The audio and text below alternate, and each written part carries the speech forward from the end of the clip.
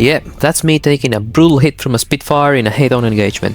But before we go any further, let me show you exactly how I ended up in this mess, how I managed to get out of it, and more importantly, how you can avoid it the next time you face a Spitfire. In this video, you're going to learn when you can actually turn against a Spitfire, when you absolutely shouldn't, and how to use your instantaneous turn rate and energy management to stay alive when boom and zoom just isn't an option.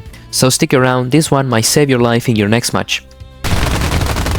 Alright, we got someone here coming in fast and hot. Maybe Spitfire? Fuck, that's a Spitfire. Here I am facing a Spitfire that's at an energy disadvantage since I am at a high altitude and he's had to climb up to meet me. I know it's an early model Spitfire given the BR I'm flying in, but I'm not yet sure exactly which variant it is. Into the vertical again. Now, the Spitfire turned out to be a Mark V, but I had no way of knowing this in the moment. What I did know was that every Spitfire at this BR, meaning all the models prior to the Mark IX, still use a float-type carburetor which causes the engine to lose power or to choke during negative G maneuvers. Now, take note of this, if you're playing in any match with BR 1.0, 2, 3 or even up to 4.7, every Spitfire you encounter will suffer from this negative G cutout issue. If you're flying at BR 5.0, you run a significant risk of encountering the powerful Mark IX, which uses the new pressure carburetor that no longer suffers from negative G power loss. And at any BR above 5 and up to 6.7, you'll most likely run into the Griffon Spitfires, a completely different beast that I'll cover in another video. Now, this carburetor issue is modeled in Warthunder. Let me quickly show you how it works. Here I am flying the early Mark II. Watch how I lose engine power every time I pull negative Gs. You'll see the RPM and manifold pressure drop sharply and you will be able to hear the engine choking.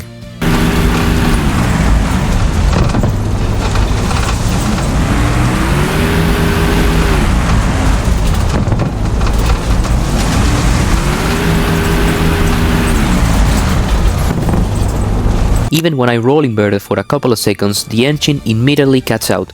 So even the smallest moment of negative Gs is enough to start the carburetor and choke the engine.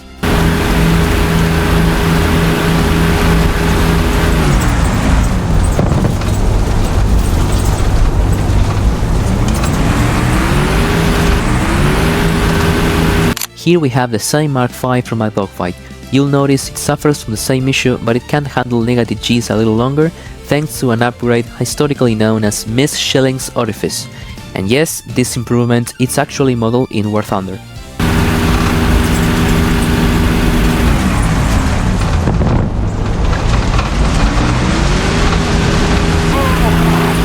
And finally, in the Mark IX at 5.0 VR, I can pull negative Gs without choking the engine at all.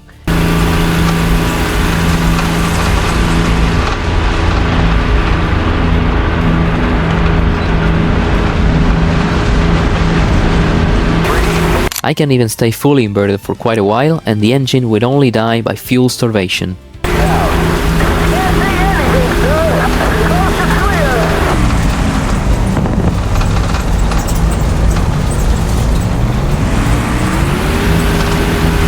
Now you might be wondering, how can I use the Spitfire problem to my advantage when I face one?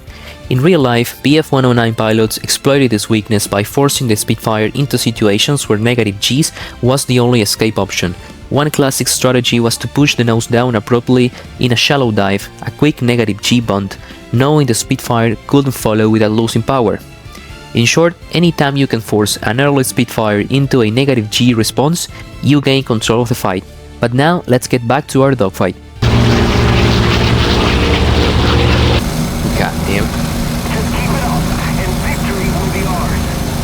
As you can see, right after the merge, I extended in a straight line and into a gentle climb, gaining altitude and opening up some distance.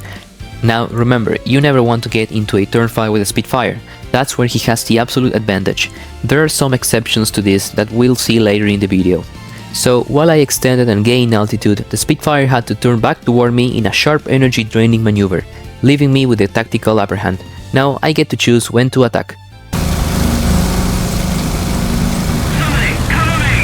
Alright, let's go.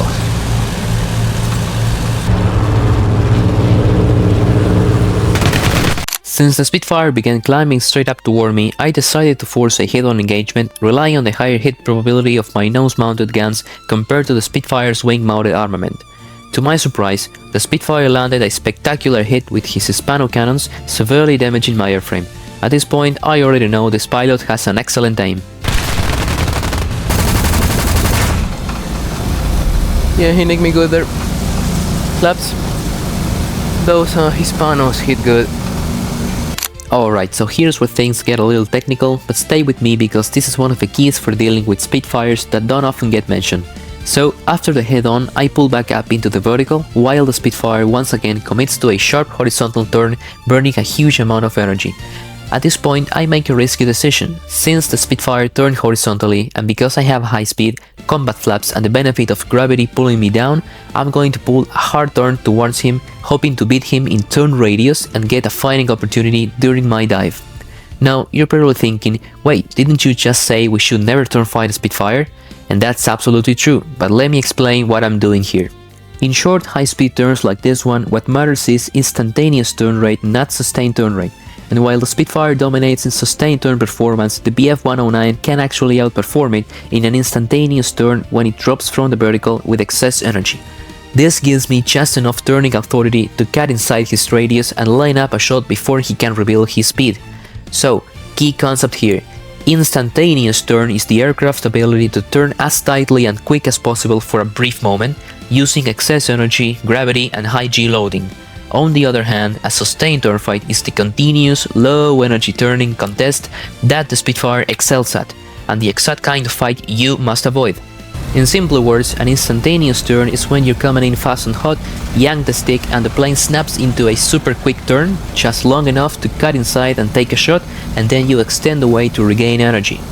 A sustained turn is the opposite. You're turning for longer, holding it steady, and that's when the Spitfire always wins. The Hispanos are good. Good hits on the wing there.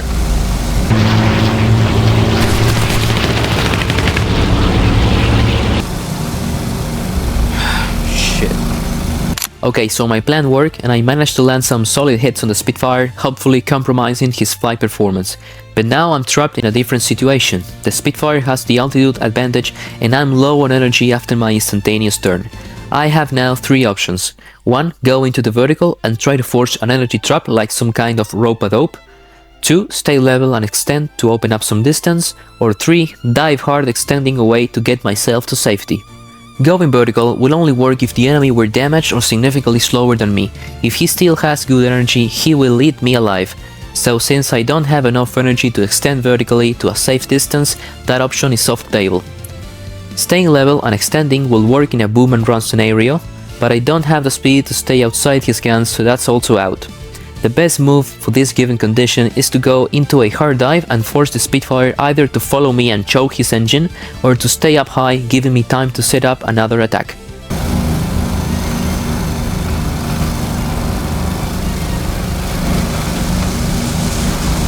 Now watch what happens here. The Spitfire chooses not to follow me and it actually looks like he performs another vertical loop for some reason while I extend away at high speed. At this point I have enough energy and speed to execute another instantaneous turn just like the previous one and put my nose back inside his turn radius, giving me a new fighting opportunity just like I did earlier.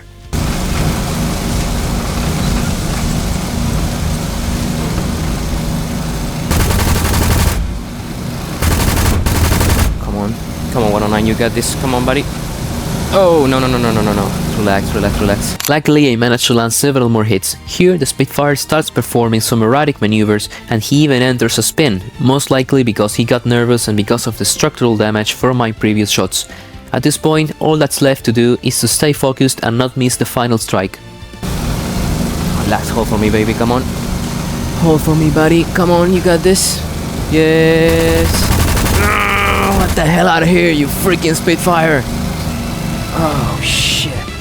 And there you have it, folks. I hope this example helped you pick up a few tricks for the next time you face a Spitfire. Remember to exploit their carburetor weakness by forcing them into negative G maneuvers, and remember the power of using your instantaneous turn where you're fast to cut inside the Spitfire turn radius. And one more thing guys, always remember the best way to fight a Spitfire will always be classic boom and zoom tactics. However, in this engagement I had no safe window to extend vertically or to reset the fight. The tactics you saw here were adapted to the situation I was in, and that's a big part of real basic fighter maneuvers or BFM, understanding your options, making the best move with the energy you have available. So from now on you're going to stop saying don't turn fight a Spitfire and start saying instead don't get into a sustained turn fight with a Spitfire. Alright guys, thanks for watching, I'm Brigadier Fox, see you in the skies.